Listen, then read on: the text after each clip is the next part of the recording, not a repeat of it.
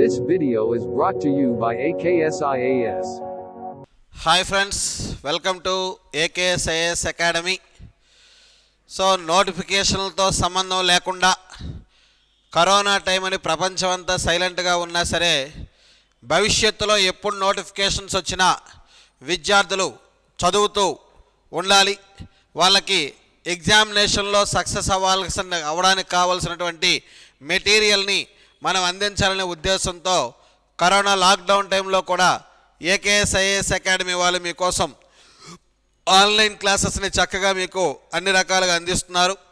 So విద్యార్థులకు ఏ exam రాసినా UPSC కానీ, స్టేట్ పబ్లిక్ సర్వీస్ కమిషన్ కానీ, RRB, NTPC, SSC, CGL, CHSL అన్ని స్టేట్ అండ్ సెంట్రల్ గవర్నమెంట్ ఎగ్జామినేషన్లో కరెంట్ అఫైర్స్ అనేది ఒక వాల్యుబుల్ పార్ట్. సో మరి ఆ కరెంట్ అఫైర్స్ని స్టూడెంట్స్కి అందించడం కోసం ఏకేఎస్ఐఎస్ అకాడమీ వారు ఒక మ్యాగజైన్ని, మంత్లీ మ్యాగజైన్ని మనకి రిలీజ్ చేస్తున్నారు. సో చూడండి ఫ్రెండ్స్, మన తెలుగు రాష్ట్రాల్లో coaching centre current affairs magazine release చేయడం ఫస్ట్ టైం మనకి ఏకేఎస్ఐఎస్ అకాడమీ వాళ్ళు రిలీజ్ చేస్తున్నారు. సో ఈ మ్యాగజైన్ మీకు కావాలి అని చెప్పేసి అంటే ఏకేఎస్ఐఏఎస్ ఎడ్యునేషన్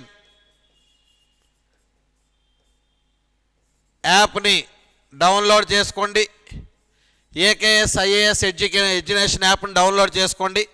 అదేవిధంగా దీనిపైన ఓన్లీ మ్యాగజైన్లో మెటీరియల్ ఇచ్చేది మాత్రమే కాకుండా మ్యాగజైన్లో ఉన్నటువంటి ప్రతి అంశం పైన కూడా స్పష్టమైనటువంటి వివరణాత్మకమైన క్లాసెస్ అనేవి మీకు అందించడం జరుగుతుంది. కేవలం కరెంట్ అఫైర్స్ని అందులో ఉన్నటువంటి స్టాటిక్ ఈవెంట్తో మాత్రమే కాకుండా దానికి రిలేటెడ్గా ఉండేటువంటి పాస్ట్ ఈవెంట్స్ను కూడా కలిపి మీకు ఎక్సలెంట్ టీచింగ్ ఫ్యాకల్టీతో మీకు క్లాసెస్ అనేవి మీకు అందించడం జరుగుతుంది. సో మన ఏకేఎస్ఐఎస్ అకాడమీలో త్వరలో ఆఫ్లైన్ కోచింగ్ అనేది స్టార్ట్ కాబోతుంది. UPSC English medium and Telugu medium batches ఏమో డిసెంబర్ 24 నుంచి కూడా 2020 డిసెంబర్ 24 నుంచి UPSC Telugu medium and English medium రెండు కూడా స్టార్ట్ అవుతున్నాయి. సో కోవిడ్ నిబంధనలు పాటిస్తూ లిమిటెడ్ సీట్స్ మాత్రమే ఇన్స్టిట్యూషన్ వారు ఆఫర్ చేస్తున్నారు. ఆల్రెడీ 90% సీట్స్ కంప్లీట్ అయిపోయి కేవలం 10% మాత్రమే సీట్స్ మాత్రమే ఉన్నాయి. మీరు ముందుగా రిజిస్ట్రేషన్స్ అనేవి చేసుకోండి.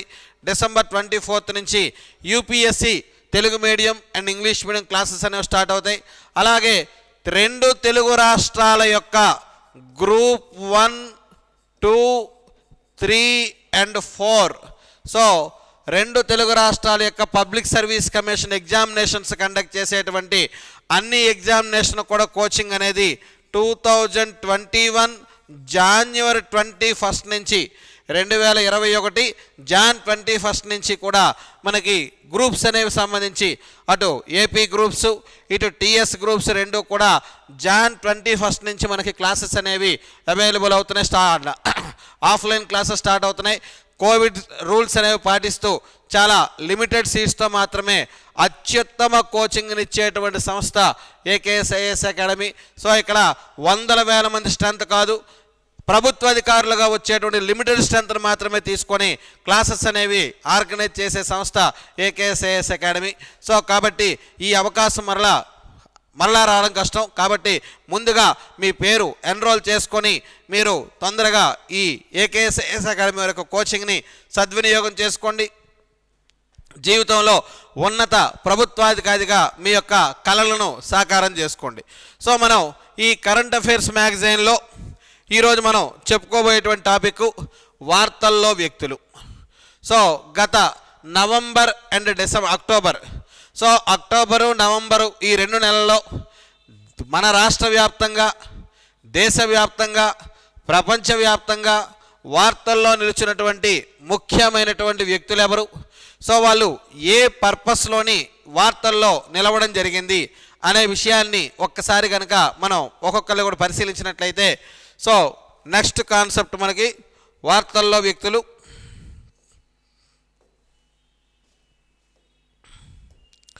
సో ఈ వార్తల్లో వ్యక్తుల్లో first one Yashwardhan K Sinha. So వార్తల్లో వ్యక్తుల్లో మన మ్యాగజైన్లో మొదటగా చెప్పుకోదగ్గ వ్యక్తి ఎవరని చెప్పేసి అంటే Yashwardhan K Sinha. So Yashvardhan K Sinha ఈయన ఎందుకోసం వార్తల్లో వ్యక్తిగా నిలవడం జరిగింది అని చెప్పేసి అంటే యశ్వర్ధన్ కె సిన్హా ఇతను ఎవరని చెప్పేసి అంటే యూకేలో భారత మాజీ high commissioner. Yashwardhan K Sinha యూకేలో భారత మాజీ హై కమిషనర్. ఇతన్ని రాష్ట్రపతి రామ్నాథ్ కోవింద్ గారు భారత రాష్ట్రపతి శ్రీ రామ్నాథ్ కోవింద్ గారు సిఐసిగా నియమించారు. సో ఏంటండి సిఐసి అంటే అర్థం ఏంటండి అంటే chief information commissioner.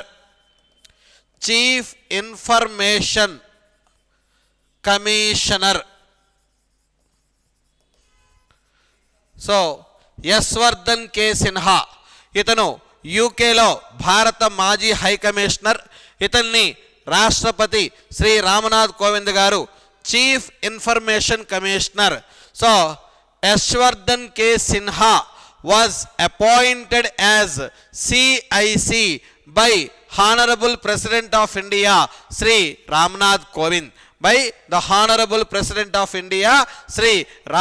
Kovind. So what is the meaning of CIC? CIC అంటే ఏంటి? చీఫ్ ఇన్ఫర్మేషన్ కమిషనర్, ప్రధాన సమాచార కమిషనర్ అని చెప్పేసి చెప్తాం. ప్రధాన సమాచార కమిషనర్. సో ఏంటండి ఈ ప్రధాన సమాచార కమిషనరు అసలు ఈయన దేనికోసం అని చెప్పేసి అంటే సో దీని గురించి మనం ఒక్కసారి తెలుసుకోవాలి అని చెప్పేసి అంటే సమాచార హక్కు చట్టం గురించి మనం నేర్చుకోవాలి. So RTI 2005. సో ఆర్టీఐ 2005 దీనికోసం ఒక్కసారి మనం నేర్చుకోవాలి. Right to information act. So RTI act 2005, right to information act 2005. ఏంటండి ఈ రైట్ టు ఇన్ఫర్మేషన్ యాక్ట్ 2005 అనేది ఏం తెలియజేస్తుంది, దేనికి సంబంధించింది చెప్పేసి అంటే ప్రజాస్వామ్య ప్రభుత్వాలలో పారదర్శకత కోసం, అలాగే జవాబుదారీతనం కోసం, అలాగే ప్రభుత్వ కార్యక్రమాలు ప్రజలకు చేరువ కావడం కోసం ప్రభుత్వ యంత్రాంగము దగ్గర నుంచి సమాచారాన్ని ప్రజలు పొందగలిగే హక్కును కల్పించింది భారత ప్రభుత్వం. సో ప్రభుత్వ యంత్రాంగం దగ్గర నుంచి ఉన్న సమాచారాన్ని పొందేటటువంటి హక్కును భారత ప్రభుత్వం ప్రజలకు కల్పించింది. దీన్నే సమాచార హక్కు చట్టము 2005 అని చెప్పేసి చెప్తాం. సో యాక్చువల్గా for the transparency in the governance, for the accountability in the governance, so the government of India get the act, right to information act, get the right to information act 2005. So 2005లో ఈ సమాచార హక్కు చట్టాన్ని తీసుకొచ్చింది. So according to this act the every citizen of India should have a right to get information from the official bureaucrats of the Indian government are all the public service departments of the Indian government. So భారత ప్రభుత్వ కార్యాలయాల నుంచి, భారత ప్రభుత్వ అధికార యంత్రాంగం దగ్గర నుంచి తనకు కావలసిన సమాచారాన్ని పొందే హక్కును కలిగి ఉండటాన్నే మనం సమాచార హక్కు చట్టము అని చెప్పేసి చెప్తాం. సో మరి ఇటువంటి చట్టం భారతదేశంలోనే ఉందా, ప్రపంచంలో ఇంకెక్కడైనా ఉందా అని చెప్పేసి అంటే యాక్చువల్గా మనం అన్నిటికన్నా కొద్దిగా అభివృద్ధి చెందుతూ ఉన్న దేశం కాబట్టి మనం నెమ్మదిగా వస్తూ ఉంటాం. యాక్చువల్గా ఈ సమాచార హక్కు చట్టం అనేది 1776లోనే 1776లోనే తొలిసారిగా స్వీడన్ దేశంలో ప్రవేశపెట్టారు. సో 1776 1776లో తొలిసారిగా స్వీడన్ దేశంలో ఈ రైట్ టు ఇన్ఫర్మేషన్ యాక్ట్ అనేది తొలిసారిగా ప్రవేశపెట్టడం జరిగింది. సో 1776 అనగానే మనకు గుర్తొచ్చేది అమెరికా స్వాతంత్ర సంగ్రామం. సో 1776 జూలై 4న అమెరికా దేశానికి స్వాతంత్రం వచ్చింది. అదే సంవత్సరం స్వీడన్ దేశంలో సమాచార హక్కు చట్టాన్ని ప్రవేశపెట్టారు. ఆ తర్వాత చాలా దేశాల్లో ప్రవేశపెట్టాయి.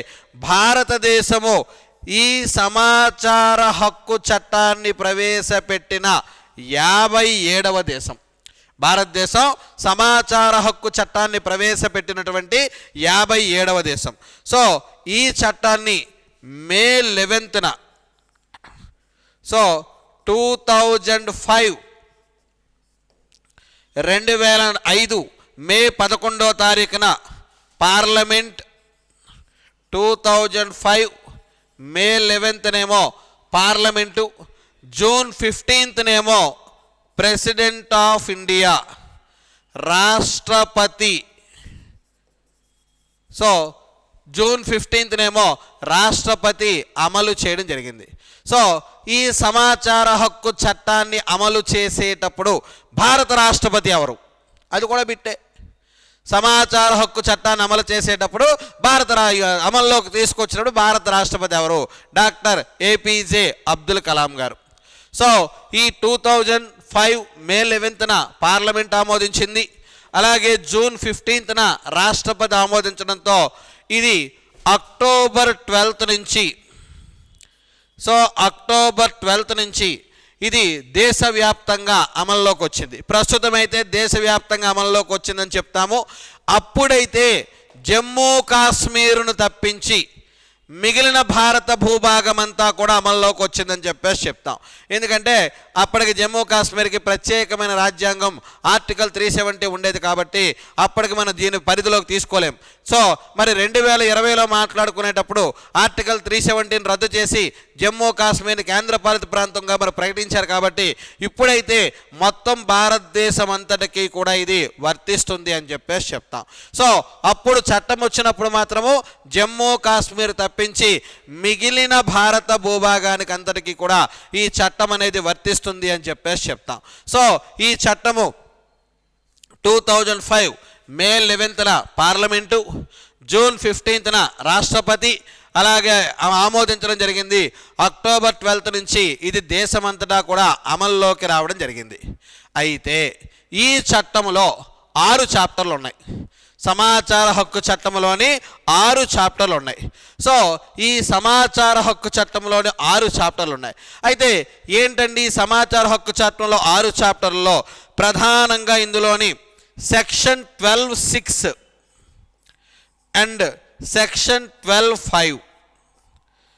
సో సెక్షన్ 12(5) అండ్ సెక్షన్ 12(6) ఈ రెండు కూడా మనకేంటంటే అసలు ఎటువంటి వ్యక్తి సమాచార కమిషనర్గా ఉండాలి అలాగే అనే విషయాన్ని తెలియజేస్తాయి. సో ఈ సమాచార హక్కు చట్టంలో సెక్షన్ 12లో 5 అనేటువంటి క్లాజ్ ఉంది. 12లో 5 అనే క్లాజ్ ఏం తెలియజేస్తుందని అంటే ప్రజా జీవితంలో గొప్ప వ్యక్తి, చట్టం తెలిసిన వ్యక్తి, సైన్స్ అండ్ టెక్నాలజీలో అనుభవం ఉన్న వ్యక్తి సమాచార కమిషనర్గా నియమించబడాలి అని చెప్తారు. సమాచార కమిషనర్గా నియమించబడాలని చెప్పేసి ఈ సమాచార హక్కు చట్టంలో సెక్షన్ 12లో 5 సబ్ క్లాజ్ తెలియజేస్తుంది. మరి ఈ 12లో 6 అనేది ఏం తెలియజేస్తుందని అంటే ఈ సమాచార కమిషనర్లు అంటే ప్రధాన కమిషనర్ కానీ సమాచార కమిషనర్లు కానీ పార్లమెంట్లో కానీ ఇంకా ఏ ఇతర చట్టసభల్లో కూడా వీళ్ళు సభ్యులుగా ఉండరాదు అని తెలియజేస్తుంది. సో మన సమాచార హక్కు కమిషన్లో ఒక కమిషనర్, ప్రధాన కమిషనర్, 2 కమిషనర్లు ఉంటారు. సో ప్రధాన సమాచార కమిషన్లో, కేంద్ర సమాచార కమిషన్లో ఒక కమిషనర్, అలాగే సిఐసి చీఫ్ ఇన్ఫర్మేషన్ కమిషనర్, అలాగే ఒక 2 ఇన్ఫర్మేషన్ కమిషనర్లు ఉంటారు. అయితే వీళ్ళు ఏం చేస్తారు, వీళ్ళ యొక్క విధులేంటి, ఇవన్నీ కూడా ఆ చట్టంలో మనకు నిర్దేశించబడ్డాయి. వాస్తవానికి వీళ్ళ యొక్క పదవీ కాలం కానీ జీతభత్యాల గురించి చట్టం రూపొందించేటప్పుడు ఒకలా ఉంది. వీళ్ళ పదవీ కాలం ఏమో 5 సంవత్సరాలు లేదా వాళ్ళకి 65 సంవత్సరాలు పూర్తయ్యేంత వరకు. వీళ్ళ యొక్క పదవీ కాలం ఏమో 5 సంవత్సరాలు లేదా వాళ్ళకి 65 సంవత్సరాలు పూర్తయ్యేంత వరకు. అలాగే వీళ్ళ యొక్క జీతభత్యాలకు వచ్చేటప్పటికి చీఫ్ ఎలక్షన్ కమిషనర్ సిఈసికి వర్తించేటటువంటి జీతభత్యాలనేవి వీళ్ళకి వర్తిస్తాయి. చీఫ్ ఎలక్షన్ కమిషనర్కి వర్తించేటటువంటి జీతభత్యాలనేవి ఈ సమాచార కమిషనర్స్కి, ప్రధాన సమాచార కమిషనర్కి, అలాగే ఇతర సమాచార కమిషనర్లకి వర్తించడం జరుగుతుంది అని చెప్పేసి చెప్తాం. అయితే రీసెంట్గా 2019లో ఈ సమాచార కమిషనర్ల యొక్క పదవీ కాలం, అలాగే సమాచార కమిషనర్ యొక్క జీతభత్యాలకు సంబంధించి కొన్ని మార్పులు చేశారు. అవేంటి అని చెప్పేసి అంటే వీళ్ళ యొక్క పదవీ కాలమేమో 3 years ఓన్లీ. వీళ్ళ పదవీ కాలమేమో 3 years ఓన్లీ. అలాగే జీతభత్యాలకు వచ్చేటప్పటికి చీఫ్ ఇన్ఫర్మేషన్ కమిషనర్కి ఏమో 2.5 lakhs, అలాగే ఇతర కమిషనర్లకేమో 2.25 lakhs. సో చీఫ్ ఇన్ఫర్మేషన్ కమిషనర్కేమో 2.5 lakhs, అలాగే ఇతర కమిషనర్లకేమో 2.25 lakhs అని చెప్పేసి రీసెంట్గా చట్టంలోని మార్పు అనేది తీసుకురావడం జరిగిందని చెప్పేసి చెప్తాం అన్నమాట.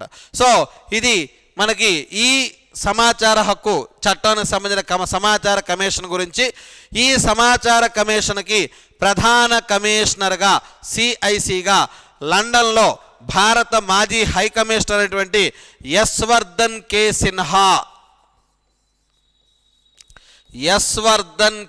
సిన్హా ఇతన్ని రాష్ట్రపతి గారు నియమించారు. అయితే రాష్ట్రపతి ఎలా నియమిస్తారండి ఈ ప్రధాన సమాచార కమిషనర్ని?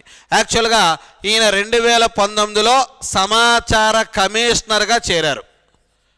2019లో సమాచార కమిషనర్గా చేరారు. ఎవరని చెప్పేసి అంటే యశ్వర్ధన్ కే సిన్హా. జనరల్గా మరి ప్రధాన సమాచార కమిషనర్ని ఎలా నియమిస్తారు? ఎవరు నియమిస్తారు? రాష్ట్రపతి. సో ఈ రాష్ట్రపతి ఎలా నియమిస్తారని చెప్పేసి అంటే ప్రధానమంత్రి లోక్సభలో ప్రతిపక్ష నేత యొక్క సలహా మేరకు, ప్రధానమంత్రి మరియు లోక్సభలో ప్రతిపక్ష నేత యొక్క సలహా మేరకు ఈ ప్రధాన సమాచార కమిషనర్ని నియమించడం జరుగుతుంది అని చెప్పేసి చెప్తాం. సో ఈ ప్రధాన సమాచార కమిషన్ని ఎంపిక చేయడం కోసం ఏర్పాటు చేయబడ్డ ప్యానెల్లో 3 సభ్యులు ఉన్నారు. ఏర్పాటు చేయబడిన ప్యానెల్లో 3 సభ్యులు ఉన్నారు. ఒకరేమో ప్రధాని నరేంద్ర మోదీ, రెండవ వ్యక్తి హోంమంత్రి అమిత్ షా, మూడవ వ్యక్తి లోక్సభలో ప్రతిపక్ష నేత అధీర్ రంజన్ చౌధురి, కాంగ్రెస్ పార్టీకి చెందిన వ్యక్తి. సో వీళ్ళ 3 కూడా లోక్సభలో ప్రతిపక్ష నేత అధీర్ రంజన్ చౌదరి, వీళ్ళ 3 ప్యానెల్ సభ్యులుగా ఉన్నటువంటి ప్యానెల్ అనేది యొక్క సలహా మేరకు రాష్ట్రపతి రామ్నాథ్ కోవింద్ గారేమో ఈ ప్రధాన సమాచార కమిషనర్ని ఎంపిక చేయడం జరిగింది. సో ఇది ప్రధాన సమాచార కమిషనర్గా నియమించబడినటువంటి యశ్వర్ధన్ కే సిన్హా. నెక్స్ట్ వార్తల్లో వ్యక్తుల్లో మరో ముఖ్యమైన వ్యక్తి వేవెల్ రామ్ కలవన్.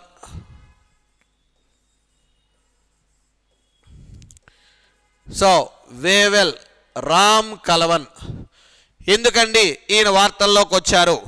సో ఈయన వార్తల్లోకి రావడానికి చాలా విశేషాలు ఉన్నాయి.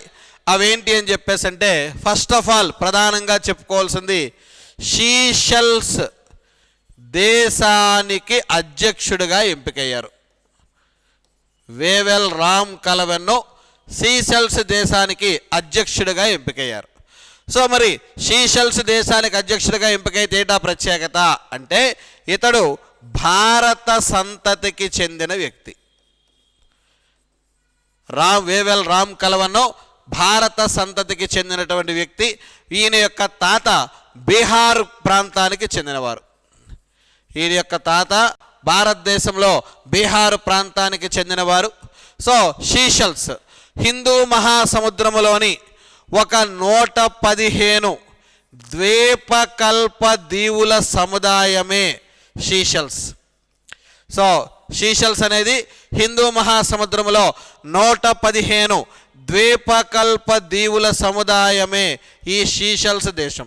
సో సీషెల్స్ అనగానే ఫస్ట్ గుర్తొచ్చేది మనకి బీచ్లు, అలాగే పగడపు దిబ్బలు, అలాగే అంతరించిపోతున్న తాబేళ్ల సంతతికి చెందిన గ్రీన్ తాబేళ్ళు. సో సీషెల్స్ అనేది ప్రధానంగా దేనికని చెప్పేసి అంటే బీచ్లకు బాగా ఫేమస్, అలాగే పగడాలకు బాగా ఫేమస్. సో బీచ్లకు పగడాలకు బాగా ఫేమస్. అంతరించిపోతున్న తాబేళ్ల జాతి అయినటువంటి గ్రీన్ తాబేళ్ళకు కూడా ఏది ఫేమస్ అని చెప్పేసి అంటే ఈ సీషెల్స్ అనేటువంటి దేశం అని చెప్పేసి చెప్తాం. అయితే ఇక్కడ వేవెల్ రామ్ కల్వన్ యాక్చువల్గా ఈ సీషెల్స్ 1976 వరకు కూడా బ్రిటిష్ వారి యొక్క ఆధీనంలో ఉండేది. 1976 వరకు కూడా దీన్ని బ్రిటిష్ కాలనీ అని పిలిచేవారు. 1976 వరకు కూడా ఇది బ్రిటిష్ వారి యొక్క ఆధీనంలో ఉండేది. సో 1976లో దీనికి స్వాతంత్రం వచ్చింది. స్వాతంత్రం వచ్చిన తర్వాత తొలిసారిగా 1977లో మిస్టర్ ఫౌర్ తిరుగుబాటు ద్వారా ఈయన నాయకత్వాన్ని దక్కించుకొని ఆల్మోస్ట్ 16 సంవత్సరాలు 1993 వరకు కూడా ఇతనే ప్రధానమంత్రిగా అధ్యక్షుడిగా కొనసాగడం జరిగింది. ఆ తర్వాత నుంచి వేరు వ్యక్తులు ఇక్కడ పరిపాలన చేస్తున్నారు. అయితే ఇక్కడ వేవెల్ రామ్ కల్వన్ యొక్క ప్రత్యేకత ఏంటి అని చెప్పేసి అంటే 1977 తర్వాత సీషెల్స్ ఎన్నికల్లో ప్రతిపక్ష పార్టీకి చెందిన వ్యక్తి అధ్యక్షుడు కావడం ఇదే మొదటిసారి.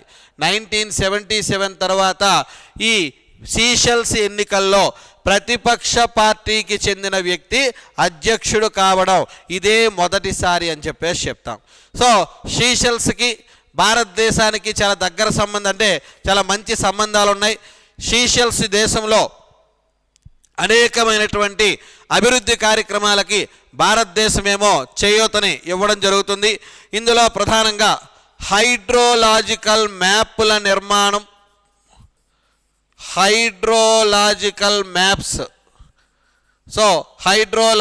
మ్యాప్స్ నిర్మాణం, అదేవిధంగా డోర్నియర్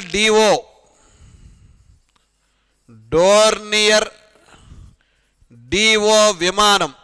సో మరి సీషెల్స్ దేశానికి డోర్నియర్ డివో 228 విమానాన్ని సీషెల్స్ దేశానికి ఇవ్వడానికి భారతదేశం అంగీకరించింది. అదేవిధంగా 2001 నుంచి భారతదేశము అదేవిధంగా సీషెల్స్ ఈ రెండు కూడా 2001 నుంచి కూడా సైనిక విన్యాసాలు నిర్వహిస్తున్నాయి. ఏ పేరుతో అంటే లామిటీ అనేటువంటి పేరుతో.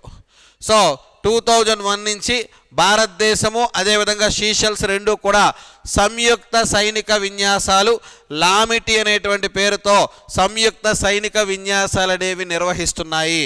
సో మరి ఆ సీషెల్స్ దేశానికి ఇటీవల వేవెల్ రామ్ కల్వన్ భారతదేశానికి భారత సంతతికి చెందినటువంటి వ్యక్తి ఈయన అధ్యక్షుడిగా ఎన్నికయ్యారని చెప్పేసి చెప్తాం. నెక్స్ట్ హర్ప్రీత్ సింగ్.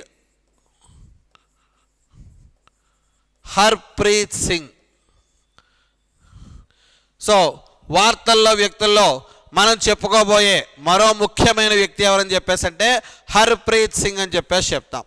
ఎవరండి ఈ హర్ప్రీత్ సింగ్? ఈమె ఎందుకు వార్తల్లో వ్యక్తిగా వచ్చింది అని చెప్పేసి అంటే ఈమె భారత విమానయాన సంస్థ యొక్క అనుబంధ సంస్థ అయినటువంటి అలయన్స్ ఎయిర్ ఈమె దీనికి సిఇఓగా నియమించబడ్డారు. సో భారతదేశం యొక్క అధికార విమాన సంస్థ ఏంటి? ఎయిర్ ఇండియా యొక్క అనుబంధ సంస్థ అలయన్స్ ఎయిర్. ఎయిర్ ఇండియా యొక్క అనుబంధ సంస్థ ఏం చెప్పేసి అంటే అలయన్స్ ఎయిర్. ఈ అలయన్స్ ఎయిర్కి సిఇఓగా నియమించబడ్డారు ఎవరని చెప్పేసి అంటే హర్ప్రీత్ సింగ్. సో భారత విమానయాన సంస్థకు సిఈఓగా నియమించబడ్డం, ఒక మహిళను సిఈఓగా నియమించబడ్డం భారతదేశ చరిత్రలో ఇదే ఫస్ట్ టైము. అందుకే ఈమె వార్తల్లో వ్యక్తిగా రావడం జరిగింది. ఈమె ప్రెజెంటు ఎయిర్ ఇండియాలో ఎగ్జిక్యూటివ్ డైరెక్టర్గా పనిచేస్తున్నారు. ఎయిర్ ఇండియాలో సో హర్ప్రీత్ సింగ్ ప్రజెంట్ ఏమో ఎయిర్ ఇండియాలో ఎగ్జిక్యూటివ్ డైరెక్టర్గా పనిచేస్తున్నారు. ఈమెను అలయన్స్ ఎయిర్ యొక్క సిఈఓగా నియమించడం జరిగింది. సో భారత విమానయాన సంస్థకు సిఈఓగా ఒక మహిళను నియమించడం ఇదే తొలిసారి అని చెప్పేసి చెప్దాం. మరి నెక్స్ట్, సో వార్తల్లో వ్యక్తుల్లో మరో ముఖ్యమైన వ్యక్తి అపూర్వ చంద్ర. సో వార్తల్లో వ్యక్తుల్లో మరో ముఖ్యమైన వ్యక్తి ఎవరని చెప్పేసి అంటే అపూర్వ చంద్ర. ఎవరండి ఈ అపూర్వ చంద్ర?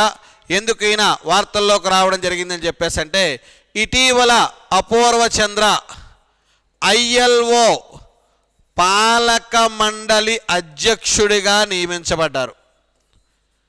సో ఇటీవల అపూర్వ చంద్ర ILO పాలక మండలి అధ్యక్షుడిగా నియమించబడడం జరిగింది. సో ఎవరండి ఈ అపూర్వ చంద్ర? ఈయన ప్రస్తుతము ఏ దశలో ఉన్నారని చెప్పేసి అంటే Apurva Chandra Maharashtra cadre IAS officer, Maharashtra cadre IAS officer, ప్రస్తుతము కేంద్ర కార్మిక శాఖ కార్యదర్శి. ప్రజెంటు కేంద్ర కార్మిక శాఖ కార్యదర్శిగా ఉన్నారు.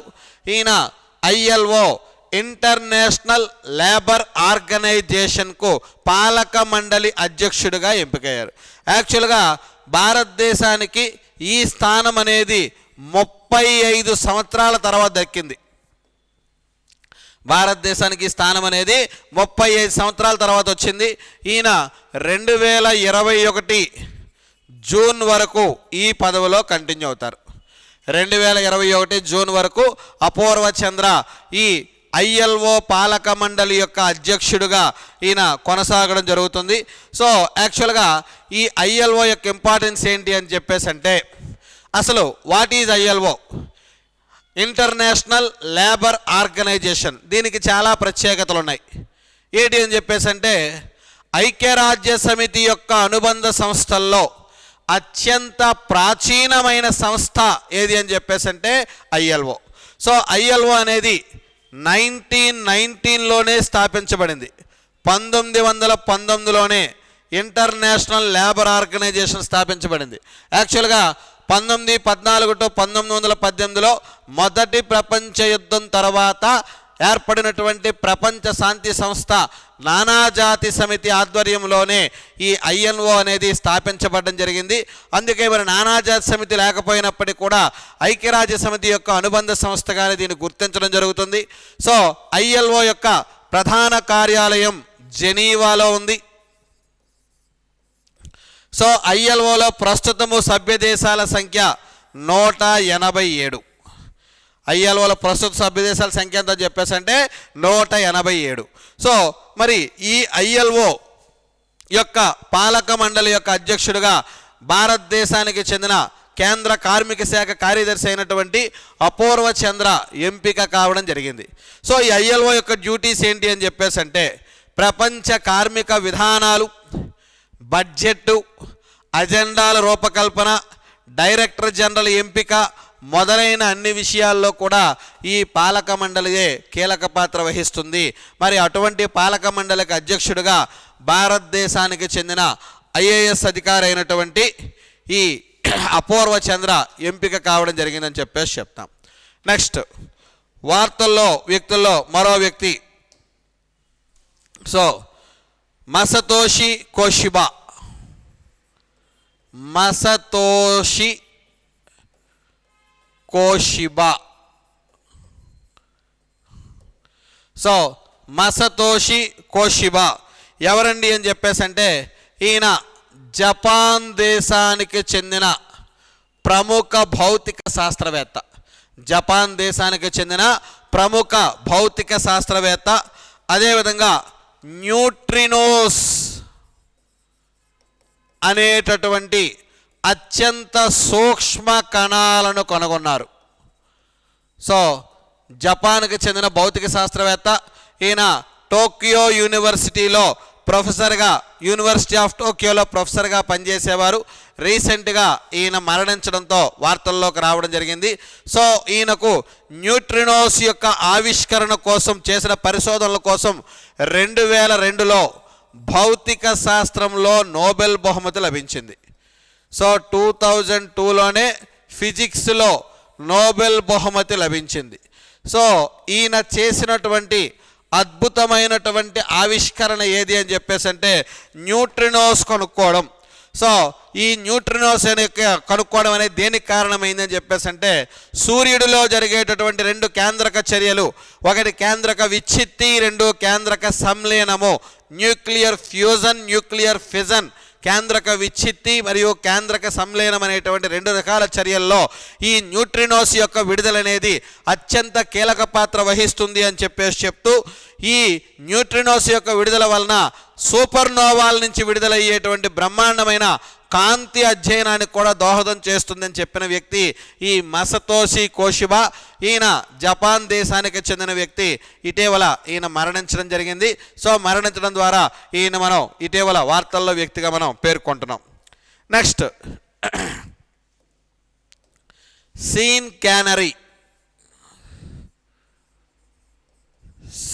క్యానరీ. సో ఇటీవల మనం వార్తల్లో వ్యక్తిగా మరో వ్యక్తి గురించి చెప్తున్నాం. ఎవరని చెప్పేసి అంటే సీన్ క్యానరీ అని చెప్పేసి చెప్తాం. ఎవరండి సీన్ క్యానరీ అనగానే జేమ్స్ బాండ్ పాత్రలకు సృష్టికర్త. సో తొలి తరం జేమ్స్ బాండ్, ప్రపంచ చరిత్రలోనే తొలి తరం జేమ్స్ బాండ్. ఈయన జేమ్స్ బాండ్ అని చెప్పేసి ఈయన అనేకమైన జేమ్స్ బాండ్ చిత్రాల్లో నటించడం జరిగింది. ఇటీవల ఈయన మరణించారు. సో ఈయన 1962లో వచ్చినటువంటి డాక్టర్ నో అనే సినిమాతో మొట్టమొదటిసారిగా జేమ్స్ బాండ్ పాత్రలో నటించడం జరిగింది. జేమ్స్ బాండ్ పాత్ర సృష్టికర్త ఎవరండి? Ian Fleming. జేమ్స్ బాండ్ పాత్ర సృష్టికర్త ఇయాన్ ఫ్లెమింగ్. ఆ జేమ్స్ బాండ్ మొట్టమొదటి జేమ్స్ బాండ్గా వ్యాఖ్య చేసిన వ్యక్తి ఎవరంటే సీన్ క్యానరీ. 1962లో డాక్టర్ నో అనేటువంటి సినిమా మొదలుకొని అక్కడి నుంచి వరుసగా 7 సినిమాల్లో బాండ్ సినిమాల్లో నటించారు. ప్రపంచవ్యాప్తంగా ఈయనకి అభిమానులు ఉన్నారు. ఈయన యొక్క నటనకు గాను ఆస్కార్ అవార్డు లభించింది. సో ఈయన యొక్క నటనకు గాను ఆస్కార్ అవార్డు. ద అన్టచబుల్స్ అనేటటువంటి సినిమాకి ఆస్కార్ అవార్డు ఈయనకి లభించింది. ఈయన ఇటీవల మరణించడంతో ఈయనేమో వార్తల్లో వ్యక్తిగా మనం చెప్పడం జరుగుతుంది. నెక్స్ట్ లీ కున్. సో నెక్స్ట్ వార్తల్లో మరో వ్యక్తి ఎవరని చెప్పేసి అంటే లీ కున్ అని చెప్పేసి చెప్తాం. ఎవరండి ఈ లీ కున్ అని చెప్పేసి అంటే దక్షిణ కొరియా దేశానికి చెందిన ప్రముఖ ఎలక్ట్రానిక్ దిగ్గజమైనటువంటి శాంసంగ్ సంస్థ చైర్మన్.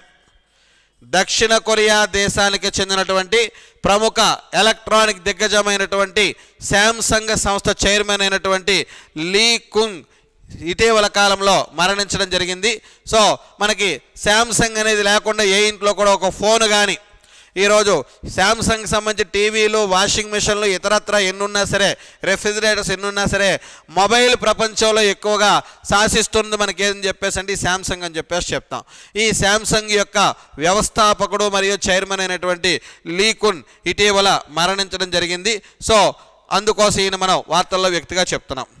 నెక్స్ట్ విదిషా మైత్ర.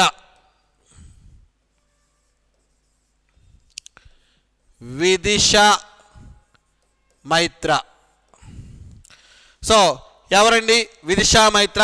ఈమెను ఎందుకు మనం వార్తల్లో వ్యక్తిగా చెప్తున్నామని చెప్పేసి అంటే ఐక్యరాజ్య సమితి యొక్క సలహా కమిటీకి, యుఎన్ఓ సలహా కమిటీకి సభ్యురాలుగా ఎన్నికైన వ్యక్తి ఎవరని చెప్పేసి అంటే విదిషా మైత్ర అని చెప్పేసి చెప్తాం. సో ఇక్కడ ఐక్యరాజ్య సమితి యొక్క సలహా కమిటీకి ఈ విదిషా మైత్ర ఎన్నిక కావడం జరిగింది. ఏంటండి ఐక్యరాజ్య సమితి సలహా కమిటీ అని చెప్పేసి అంటే ఐక్యరాజ్య సమితి ఇది యుఎన్ యొక్క జనరల్ అసెంబ్లీ యొక్క అనుబంధ సంస్థ. ఐక్యరాజ్య సమితిలో మొత్తం 6 విభాగాలు ఉన్నాయి. ఇప్పుడు వర్కింగ్లో 5 ఉన్నాయి. సో ఐక్యరాజ్య సమితి ఏర్పడేటప్పుడు 6 విభాగాలు: జనరల్ అసెంబ్లీ, అంతర్జాతీయ న్యాయస్థానం, భద్రతా మండలి, సచివాలయము, సాంఘిక ఆర్థిక మండలి అండ్ ధర్మకర్తృత్వ మండలి అని చెప్పేసి చెప్తాం. సో ప్రస్తుతము ధర్మకర్తృత్వ మండలి అనేది మనుగడలో లేదు. ఈ 5 ఉన్నాయి. సో ఆ 5 విభాగాల్లో ఒక విభాగమైనటువంటి జనరల్ అసెంబ్లీ యొక్క అనుబంధ సంస్థ ఐక్యరాజ్య సమితి యొక్క సలహా కమిటీ. సో ఇదేం చేస్తుందని చెప్పేసి అంటే యుఎన్ఓ యొక్క పరిపాలన, యుఎన్ఓ యొక్క బడ్జెట్కు సంబంధించిన అన్ని అంశాలకి కూడా ఈ ఐక్యరాజ్య సమితి యొక్క సలహా కమిటీ ప్రధానపరమైన విధానపరమైన నిర్ణయాలు అనేవి తీసుకుంటుంది అని చెప్పేసి చెప్తాం. సో ఈ బృందములో చేరినటువంటి మొట్టమొదటి వ్యక్తి ఎవరని చెప్పేసి అంటే విదిషా మైత్రా. ఇందులో ఎన్నికల ద్వారా ఎన్నుకోవడం జరుగుతుంది. ఇందులో ఈమెకు 126 ఓట్లు వచ్చాయి. 126 ఓట్లు తెచ్చుకొని ఈమె ఎన్నిక కావడం జరిగింది. ఈ పదవిలో 2021 జాన్ 1 నుంచి ఈమె 3 సంవత్సరాల పాటుగా ఈ పదవిలో కంటిన్యూ అవుతారు. 2021 జనవరి 1 నుంచి విదిషా మైత్రా ఈ పదవిలో 3 సంవత్సరాల పాటు కొనసాగుతారని చెప్పేసి చెప్తాం. నెక్స్ట్ సైఫుల్లా. వార్తల్లో వ్యక్తుల్లో మరో వ్యక్తి ఎవరని చెప్పేసి అంటే సైఫుల్లా. సో ఎవరండి ఈ సైఫుల్లా అని చెప్పేసి అంటే కాశ్మీర్లో జరిగినటువంటి ఎన్కౌంటర్లో ప్రముఖ ఉగ్రవాద సంస్థ అయినటువంటి హిజ్బుల్ ముజాహిద్దీన్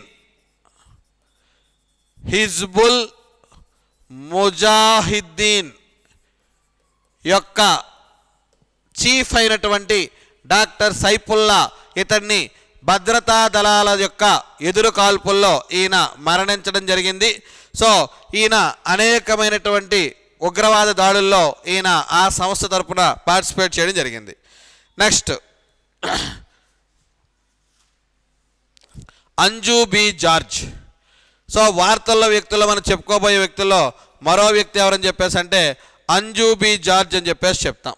సో భారత అథ్లెటిక్ సమాఖ్య ఉపాధ్యక్షురాలుగా అంజు జార్జ్.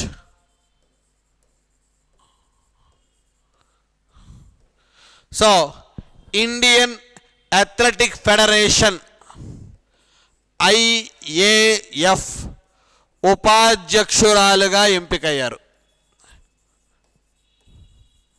సో భారత athletic federation, Indian athletic federation AFI, so AFI athletic federation of India యొక్క ఉపాధ్యక్షురాలుగా మాజీ అథ్లెట్ అంజు బాబీ జార్జ్ అని చెప్పేసి చెప్తాం. ఈమె ఎంపికైంది. యాక్చువల్గా అధ్యక్షుడు తర్వాత అత్యంత కీలకమైనటువంటి ఈ ఉపాధ్యక్ష పదవికి ఒక మహిళ ఎన్నిక కావడం ఇదే ఫస్ట్ టైం. అధ్యక్షుడి తర్వాత అత్యంత కీలకమైనటువంటి ఉపాధ్యక్షురాల పదవికి ఒక మహిళ ఎన్నిక కావడం భారతదేశ చరిత్రలో ఇదే ఫస్ట్ టైము. సో మరి ఈమె ఈ పదవిలో 4 ఏళ్ల పాటు ఉంటారు. సో మరి ఉపాధ్యక్షుల గురించి చెప్పుకున్నాం. అధ్యక్షుడు ఎవరంటే సుమరివాలా. ఈయన 2012లో ఎన్నికయ్యారు. 2016లో కూడా ఈయనే అధ్యక్షుడిగా ఎంపిక కావడం జరిగిందని చెప్పేసి చెప్తాం. నెక్స్ట్ వార్తల్లో వ్యక్తుల్లో మరో వ్యక్తి సౌమిత్రా చటర్జీ.